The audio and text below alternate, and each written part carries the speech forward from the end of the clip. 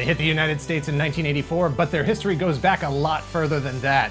They were born in Japan, then repackaged for the United States. Oh, if only it were that simple. To tell this story, it's going to take Hasbro, Takara, Mattel, Marvel Comics, and of course, me and producer Greg. Hi, I'm Dan Larson, and this is the history of the Transformers, Volume 1.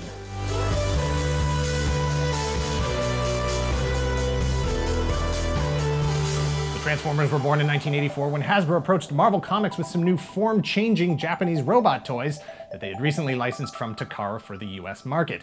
Hasbro was hoping that Marvel could work the same kind of mythology-building magic that they had performed in 1982 with the successful relaunch of G.I. Joe.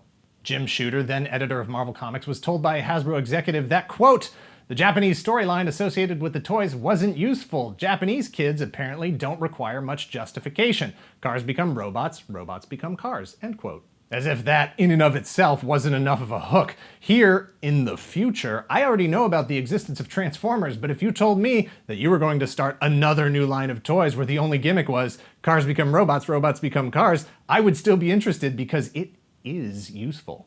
But Marvel believed in the greater emotional connection to original characters with personalities more than the strength of the form-changing gimmick. Fine. Plus, it was going to be way cheaper to create names and personalities than it was going to be to engineer new toys from scratch.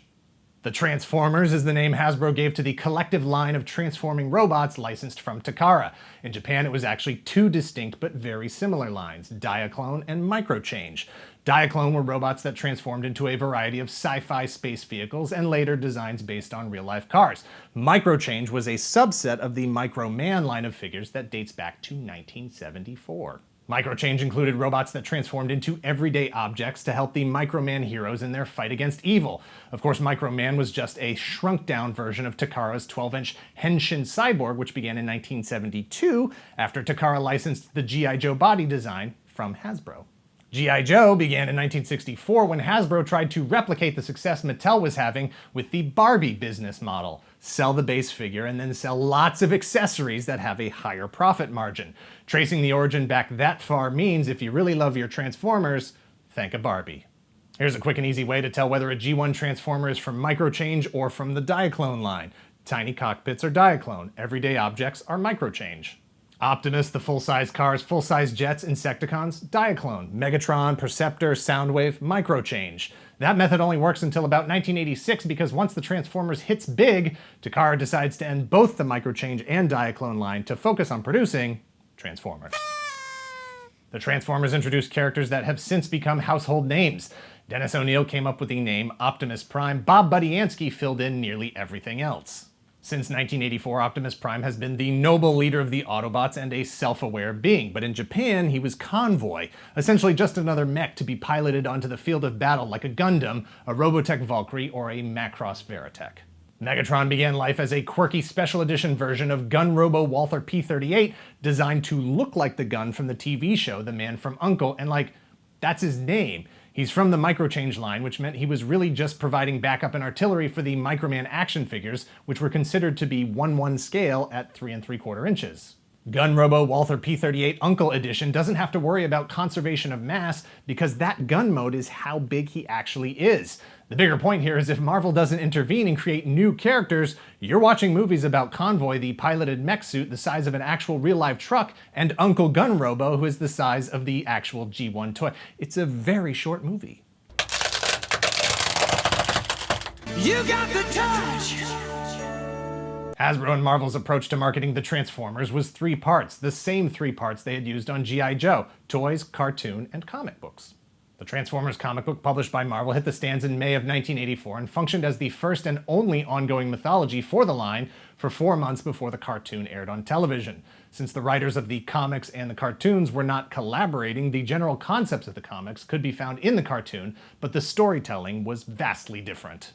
But after 7 years and over 80 issues of non-collaboration, the result was a comic book and cartoon that had distinctly different continuities. The comic began in May of '84, the cartoon began in September with a 3-part miniseries formally establishing the mainstream Transformers mythology. Autobots versus Decepticons, the Cybertronian War come to Earth, the 4 million years in sleep mode, their hunger for Earth's resources to be converted into Energon. Season 1 began the following month in October and would run for 13 more episodes into December, providing all the push needed to move a crap ton of transforming robot toys over the holiday season. Transformers were an unstoppable astro train and would be renewed for a second season of 49 episodes from September of 1985 through January of 1986. History records that in 1986, the first Transformers feature film hit theaters. It featured an all-star cast including Orson Welles, Robert Stack, the Micro Machines guy, Eric Idle, Judd Nelson, and Leonard Nimoy. It had a soundtrack that never stopped a rock, and literally there is music playing for every frame of that film. It cost $6 million to make, and what else was I going to say? Oh right, they killed all the Transformers. It is the year 2005, and a new evil threatens the galaxy in the most incredible adventure you've ever seen. Transformers, the movie. Does Prime die? Then who would lead the Autobots? And what is the secret of the monster planet? It's so big, so exciting, you've got to see it twice to take it all in. Transformers, the movie. Rated PG, open to theaters everywhere in 3 days. Look, cartoons, Transformers included, had spent decades setting expectations for what could potentially be included in a story, what was in bounds and what was out of bounds. Death, permanent death, was not one of them.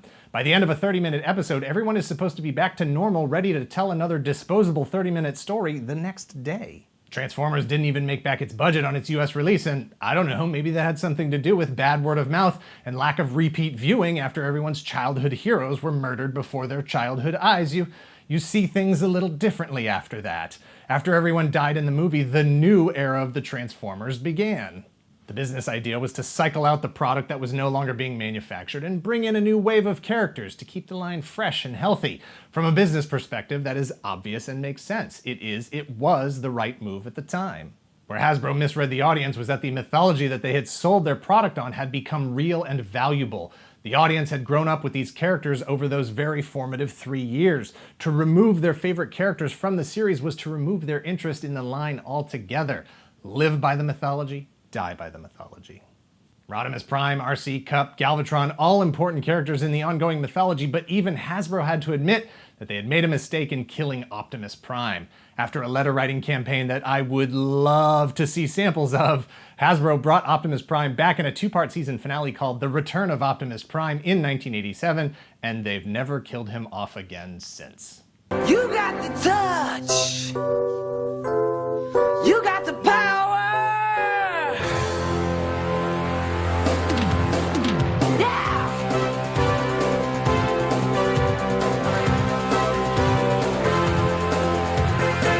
Generation 1, as it is now referred to, ended in 1990 in the United States, but continued on through 1993 in Japan. Several factors contributed to the end of the era. Most of the original audience had grown up and moved on to things like sports and jobs and cars, maybe higher education. I don't know what they were doing.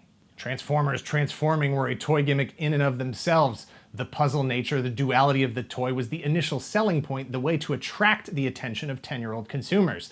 The mythology was what Hasbro hoped would keep that attention.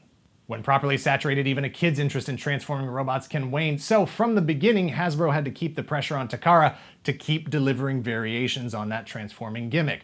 Dinosaurs, construction vehicles, bugs, triple changers, sextuple changers, fortresses, robots with heads that change into other robots, robots with guns that change into other robots, robots who hide inside organic shells to conceal their transforming robot bodies. And eventually Transformers action figures that didn't even transform, a sign that the brand had transcended the form-changing gimmick to be recognized as a proper name, a species, a pop culture icon in and of itself, no longer centering the characters over the form-changing gimmick. But at that point, by the 1990s, the market was pretty heavily saturated with all manner of transforming robots, and the US audience was superhero crazy after the success of Tim Burton's Batman movie in 1989 and the complete media takeover of the Teenage Mutant Ninja Turtles. It was time to put the Transformers on hold for a few years to regroup and rebrand. Transformers, robots in disguise, because what are the odds you'll get tired of playing with a robot and a Lamborghini at the same time? It's a defense mechanism first and foremost, but it's also job security. Thanks for watching. Please hit like, hit subscribe if you're not already a subscriber. Thank you very much to those of you who already are. Please share this video, and if you're in the position to help the channel grow, check out our Patreon at patreon.com/toygalaxy and let us know in the comments down below who your first G1 Transformer was, if you have one, and where it ranks in your top 3 of all time. Gears was my first, but he was easily passed by Laserbeak, Ravage, Soundwave, Ratbat, Ramhorn, Steeljaw, Buzzsaw. This is not going well for Gears. I'm not even out of the cassettes yet. Squawk Talk, Beast Box, Grand Slam, Rain Dance. There's more.